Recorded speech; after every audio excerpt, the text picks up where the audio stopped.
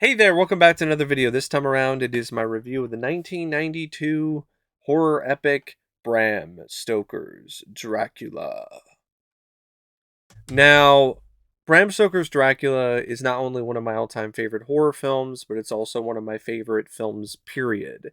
Over the years, it's lost a bit of its luster for me, but not a lot. This isn't a film that after multiple rewatches has really been affected that much for me.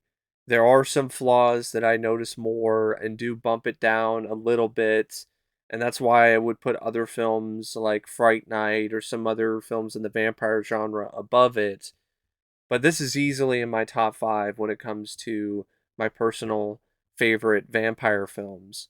And when it comes to an adaptation of Dracula, this is hands down my personal favorite as well. It's directed by Francis Ford Coppola, and I think he did an absolutely fantastic job directing this film.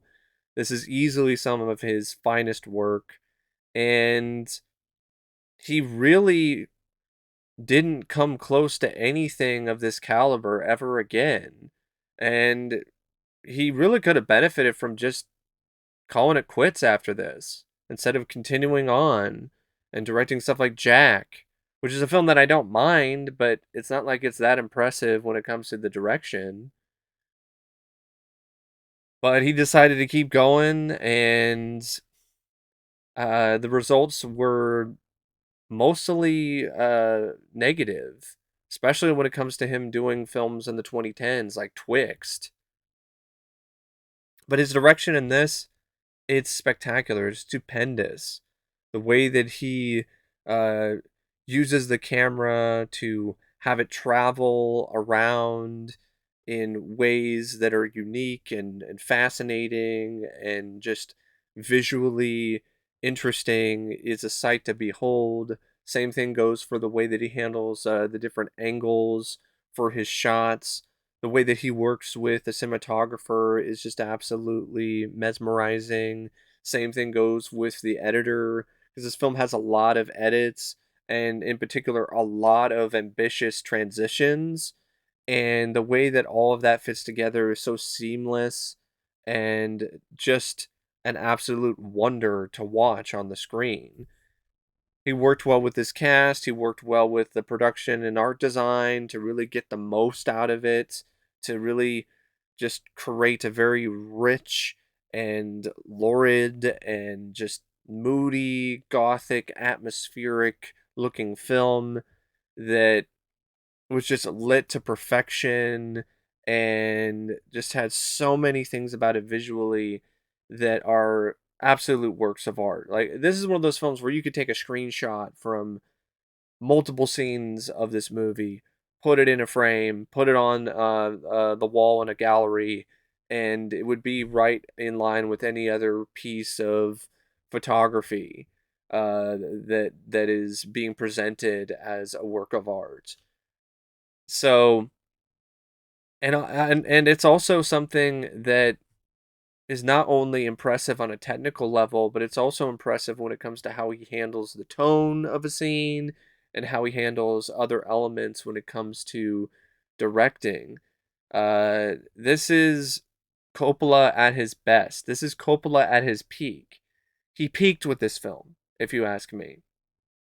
And even though he's directed a lot of other films in his filmography, some of which that are more critically acclaimed and have more recognition, like the Godfather films, at least the first two, or Apocalypse Now, my personal favorite film of his will always be Bram Stoker's Dracula.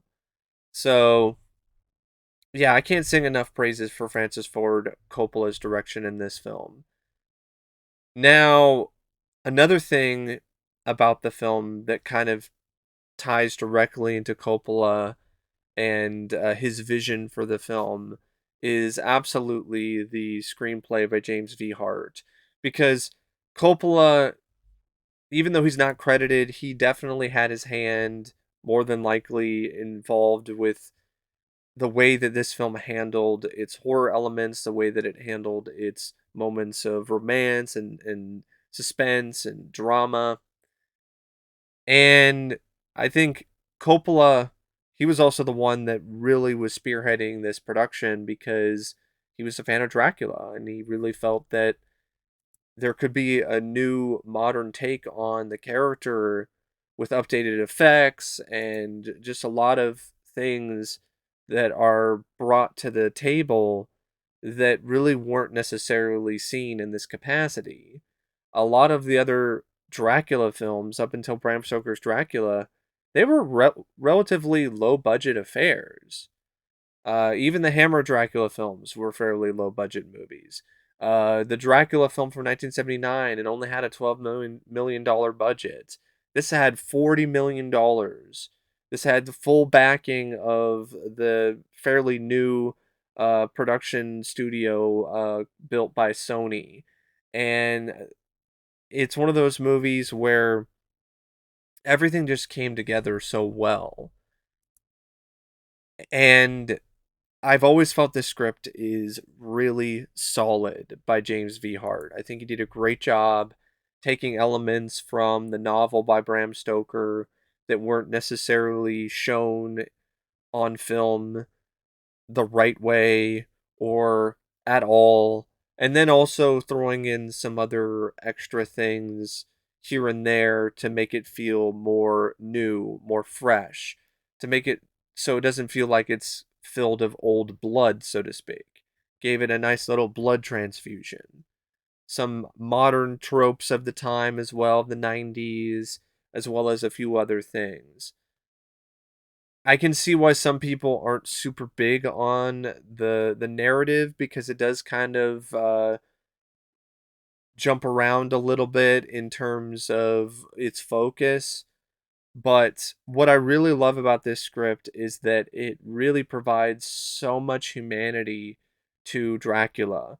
It makes you genuinely sympathize with Dracula on a human level that there were elements of in other Dracula adaptations, like the 1979 film, for instance, with Frank Langella, but not to this extent, not to these heights, where Dracula renounces God in the beginning of the film because his beloved Mina killed herself because she got news that he was dead and he died in battle, but it was actually false. He didn't die. So when he came back from battle, he found out that his love was dead, and that made him renounce God. And then he became this monster.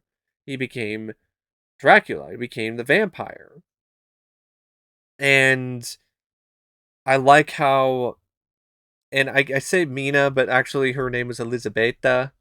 But it's because Mina is a descendant of Elisabetta. She's like a reincarnation, so to speak.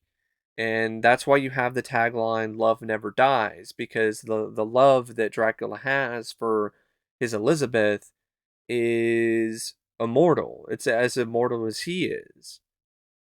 And so that leads to some scenes of genuine conflict between Dracula and Mina near the end of the film when Mina wants to be turned. She wants him to take her away from all this death and make her like him, but he doesn't want to go through with it because he doesn't want her to suffer and be this creature of the night.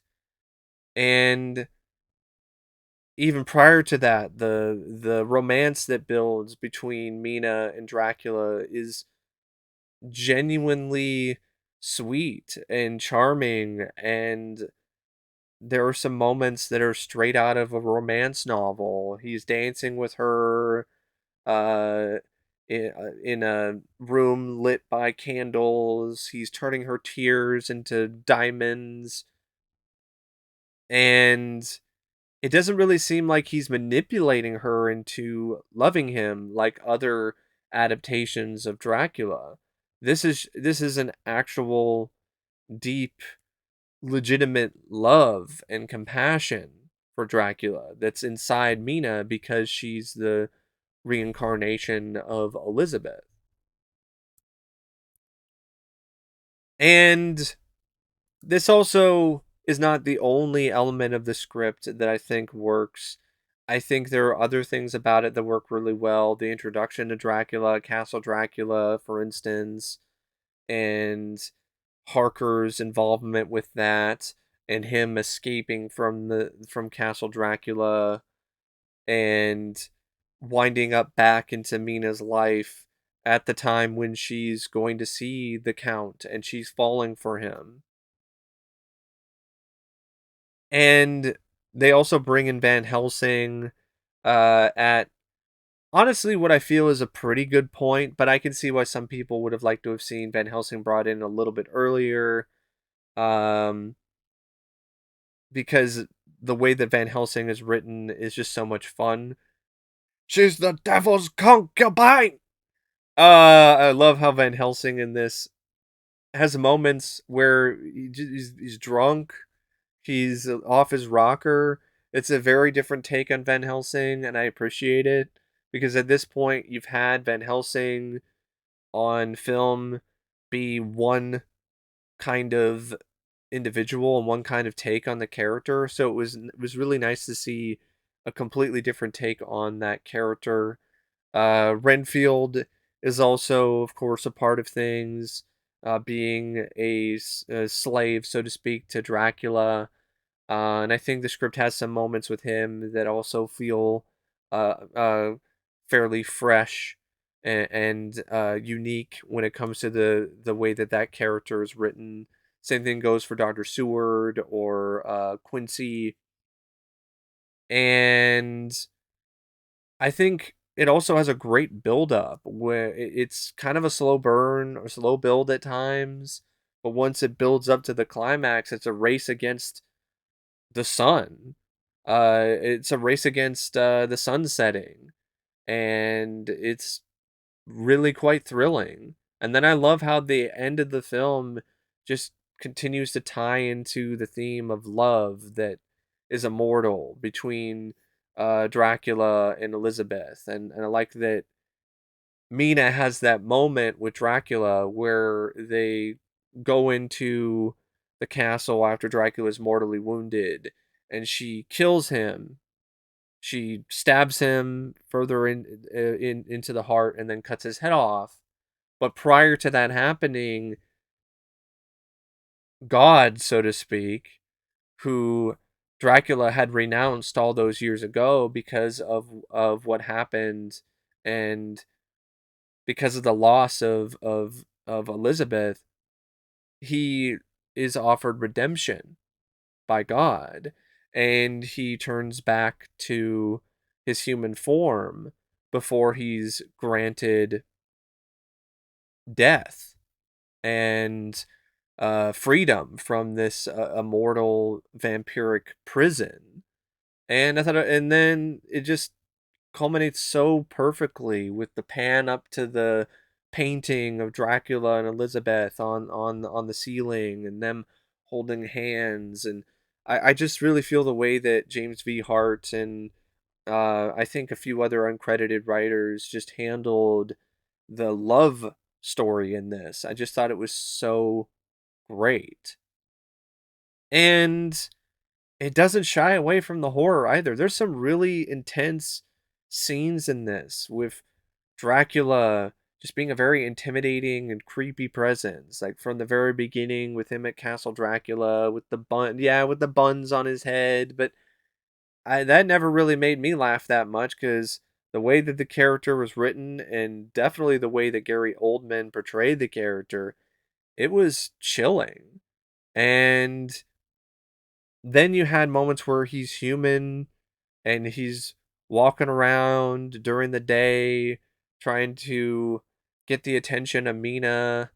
And there's even moments during that scene that are rather tense where there's like a wolf that's escaped and Dracula has to resist the urge to bite Mina's neck in one moment, and that creates a very striking image of Gary Oldman with red eyes and the fangs and so on. And then, of course, you have the stuff with Lucy and how Dracula's targeting her, And when she is ultimately turned by Dracula, and Van Helsing and company go and drive a stake into her heart, the way that that is set up is, in my opinion, the quintessential version of that particular moment in the story, because it's just so intense and visceral.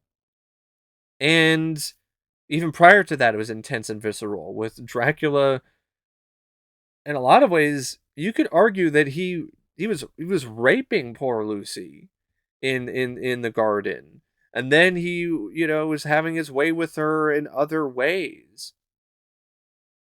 And then you have the whole bit where Dracula has Mina under his spell, and he's in full bat form. Well, he's not actually in full bat form. He's in like kind of a man bat sort of form, and Van Helsing is trying to corner him, and he shows Van Helsing who's boss, lights the cross on fire, and escapes. And that then leads into the climax where um, Jonathan Harker and Van Helsing and Quincy and I think Dr. Seward, they all team up to beat Dracula to his castle. Um, and they have to fight not only Dracula's brainwashed henchmen, gypsy uh, men, but they also have to fight nature. They have to fight um, the sun that is rapidly setting. So, yeah, it's a really great, solid screenplay with really not a lot of issues, at least for me personally. I mean, there's just so many great moments. I mean, the scene with the vampire brides, how they come up out of the bed and they're just seducing and just taking advantage of poor Jonathan Harker in more ways than one. Yeah, it's a film that I think just has a really stellar script. And then of course you have the cast, which is just absolutely remarkable. It's a really good cast. I would say the performances aren't really that bad, even from Winona Ryder and Keanu Reeves, at least to me personally, at least not as a whole. Like there are some moments of line delivery with Winona and Keanu in particular, that are a bit stiff, I have to admit. But I still don't think the performances by those two are nearly as bad as people make them out to be, especially nowadays. And even though they're not necessarily top flight, top notch all the time, it doesn't really hurt the film that much for me because Gary Oldman is such a commanding on-screen presence. He's so good as Dracula or Vlad. He just commands the screen. You're intimidated by him when the script asks him to be. You actually legitimately are creeped out and scared by him at moments. Just the way that he laughs sends a chill down my spine. like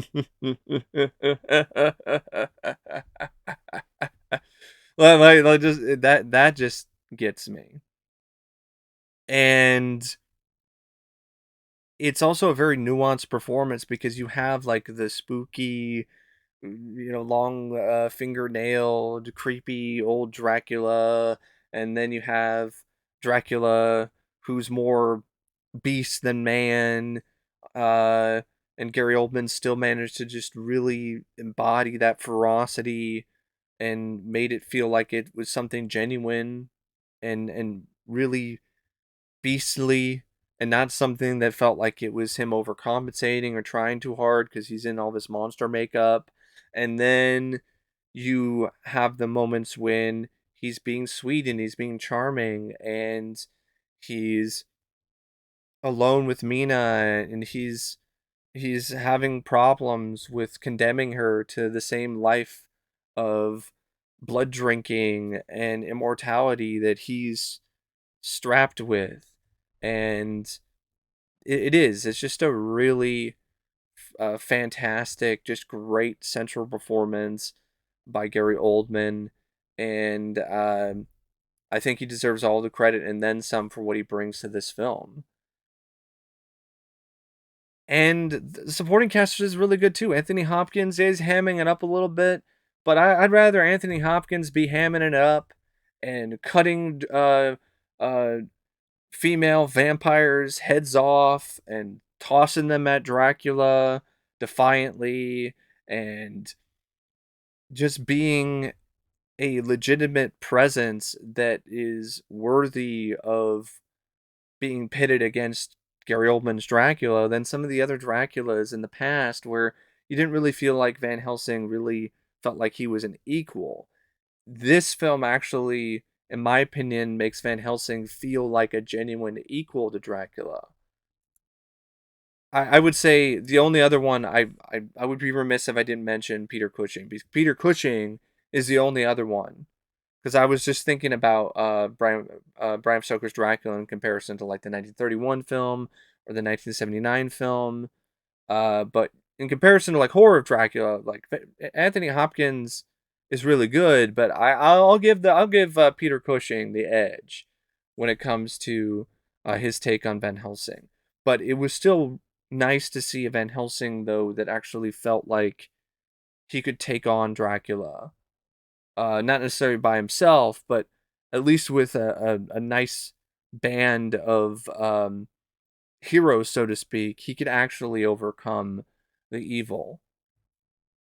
Richard E. Grant, he's quite good too as Dr. Jack Seward.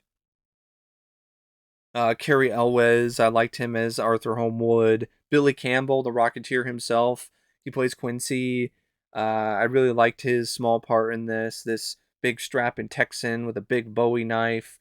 He even gets a pretty awesome moment in the climax. He gets to stab Dracula in the chest with a Bowie knife, and he ultimately does die, but he dies a hero. And of course, you have Sadie Frost, who plays Lucy. And I don't think Sadie Frost had done a lot before this film. She had been in a few films, I think. Yeah, she was in a few films, like a few bits of few TV films and whatever. Had a bit role in a film called The Craze, but she hadn't been in a whole lot. And for an actress that hadn't really been in a lot of major films, she really held her own so well here. Her portrayal of Lucy to me is the quintessential portrayal of this character. Uh, she really did just capture everything about this character that I've always liked. That she's aloof and she's naive, and she's also someone that is a part of royalty but is willing to be more risque. And once she turns, it's some really horrifying and tragic stuff because she seemed like a woman, a young woman who had a lot of life ahead of her, and she had a lot of verve and vitality and energy, and to see her become this tormented undead figure wearing her wedding gown and drinking the blood of babies is something that is very emotionally uh distressing in a lot of ways. You really do feel for her. And then when she dies in such a violent way, like it just leaves its mark even further on you. But yeah, Sadie Frost, I thought she did a really stellar job. Tom Waits, I love his performance as Renfield. It's one of my favorite Renfield performances. It's probably my second favorite after Dwight Fry in the 1931 film. And of course, you also have like Monica Bellucci, who plays one of Dracula's brides, and she's as striking and beautiful as ever. She definitely leaves an impression in her few scenes in this film. And yes, I think Winona Ryder actually does a good job too. as Mina and Elizabeta, especially in her scenes with Gary Oldman. Her scenes with Keanu Reeves aren't as strong, but they're still decent enough. Keanu, this is not what I would call one of his finest hours, one of his best roles, but I still think he had a certain on screen presence and charisma that he still brought to the film that I feel definitely did ultimately make the film better, especially in the scenes he's sharing with Anthony Hopkins or Gary Oldman. He didn't really get blown off the screen by any of these actors, which is honestly what I felt was a problem with some of the other actors that have portrayed Jonathan Harker. But yes, his accent wasn't very good. It was a pretty bad accent. There were some moments in it where it was really cringe, and just difficult to listen to. And so were some of the moments where it felt like he was just playing Ted again from Bill and Ted. But this was also at a point in time in Keanu's career where he was still kind of trying to refine his abilities as an actor. So his acting was more rough around the edges anyway at this time. So that is reflected here in his performance. But I don't think his performance is Razzie worthy or hot garbage. But it definitely could have been better. But because the film is so well written and it has so many other things going for it, like the visuals and the score and just the spectacle of it, his so-so performance doesn't really bring the film down a ton for me. Now, speaking of great visuals, the cinematography by Michael Ballhaus is just absolutely terrific. It's amazing. There are so many shots in this that are just absolutely gorgeous, make your jaw drop wide open in terms of just how beautiful they are, despite the dark imagery.